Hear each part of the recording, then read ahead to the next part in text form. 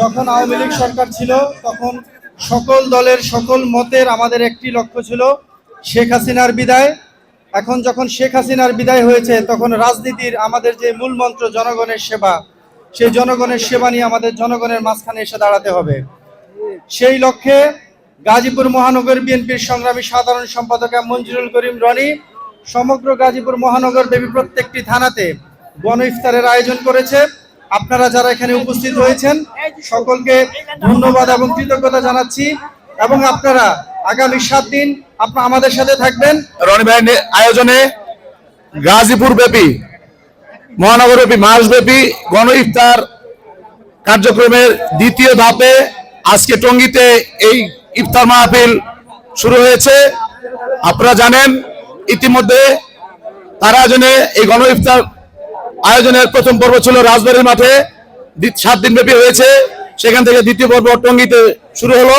এভাবে ধাপে ধাপে বাসন, গাছা, কোনাবাড়ি এবং কাউলতিয়া এভাবে গিয়ে 30 রোজা গিয়ে সম্পন্ন হবে। মহানগরের প্রতিটি থানায় থানায় এভাবে যারা এতিম, অসহায় এবং ভাসমান ছিন্নমূল মানুষদের জন্য, সুবিধা বঞ্চিতদের জন্য এই মাসব্যাপী গণ ইফতার আয়োজন করেছেন আমাদের মহানগর বিএনপির সাধারণ সম্পাদক জনাব এম মঞ্জুরুল করিম রনি ভাই। আমরা অধ্যাপক মান্না স্যারের বিদেহী আত্মার মাগফিরাত কামনা করছি এবং এই গণ ইফতার যাতে সুন্দর সুশৃঙ্খলভাবে সম্পন্ন হয় সেই সফলতা কামনা করছি। বিএনপি এমন একটি দল যারা সবসময় জনগণের সাথে থাকে, জনগণের সাথে নিয়েই কাজ করে, জনগণকে রেখে কখনো পালিয়ে যায় না। আপনারা ইতিমধ্যে দেখেছেন যে খুনি শেখ হাসিনা সে পালিয়ে গিয়েছে, এদেশের জনগণকে রেখে, এদেশের তার নেতা কর্মীদেরকে রেখে পালিয়ে গিয়েছে।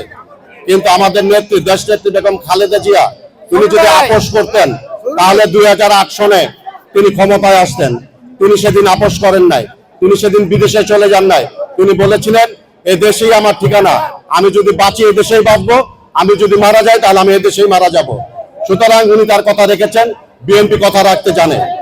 আজকে আমরা ধন্যবাদ জানাই আমাদের সংগ্রামী সাধারণ সম্পাদক এম মঞ্জুরুল করিম রনিকে।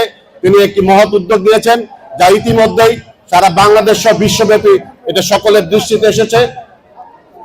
আমরা আশা করি আমাদের এই ধারা অব্যাহত থাকবে।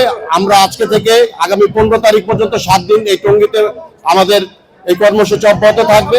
তারপরে আমাদের বাসন, গাছা, কোনাবাড়ি এবং শেষ পর্যায়ে শালনাতে গিয়ে সেই কার্যক্রম শেষ হবে। যারা আজকে টঙ্গী পূর্ব থানা বিএনপি এবং সকল অঙ্গ সংগঠনের নেতৃবৃন্দকে আমি আন্তরিক অভিনন্দন এবং ধন্যবাদ জানাই, যারা পরিশ্রম করেছেন এই আজকের কর্মসূচিকে, আজকের ইফতারকে সাফল্যমণ্ডিত করার জন্য। আমি আমার ব্যক্তিগত পক্ষ থেকে, টঙ্গী পূর্ব থানা বিএনপি পরিবারের পক্ষ থেকে, এম মঞ্জুরুল করিম রনির পক্ষ থেকে আপনাদেরকে আবারও অভিনন্দন এবং ধন্যবাদ জানাই।